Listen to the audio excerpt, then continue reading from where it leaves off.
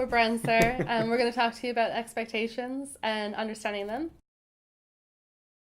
So, when we think about customer expectations, in your opinion, do you think that businesses and organizations are really getting what their customers want?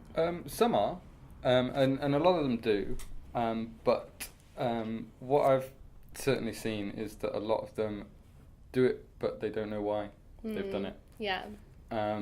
So I don't think it happens very often.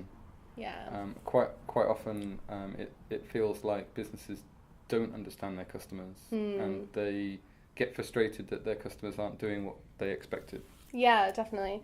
And I think there's a problem there as well, because if you don't know what your customers want and you don't know what your customers' expectations are, then you don't really know what you need to meet as a bare minimum. So there's kind of like a line essentially, and that line is, this is what your customers are expecting from you.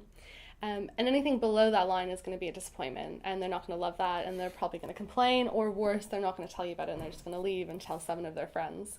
Is it 7? 7 or 14? Something like that, Yeah. that's what they say, Yeah, so it's not great.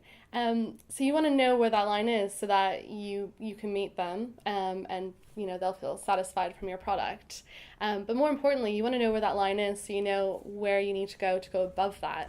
Because if you go above that line, then that's when you start to create loyalty. You start to create customers who want to talk about you, who want to be your ambassador, who will come back, they'll try your new products. You don't need to sell at them because they'll sell for you. So I think they're the ones giving you the feedback. Mm-hmm. That great feedback that you really need, and they're the people you don't have to ask for that. So they're the ones you really want to be looking for and keeping hold of.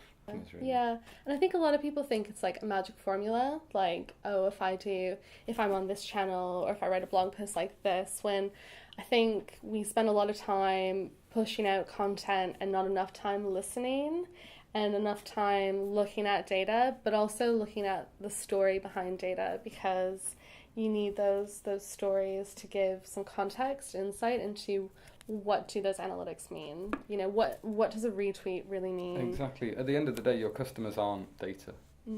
They're not numbers. They're people. Yeah. And they're not wholly rational. They will do unexpected things, and that's great.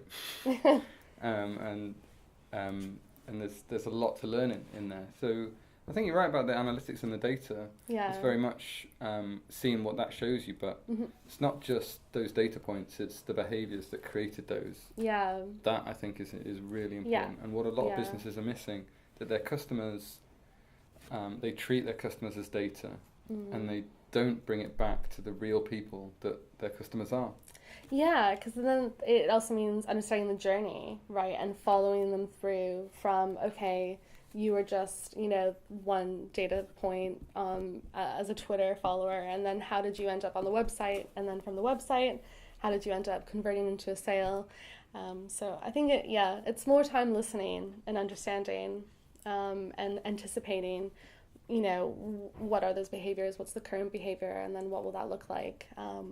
But I think ultimately it comes down to understanding what it is that they're expecting from you.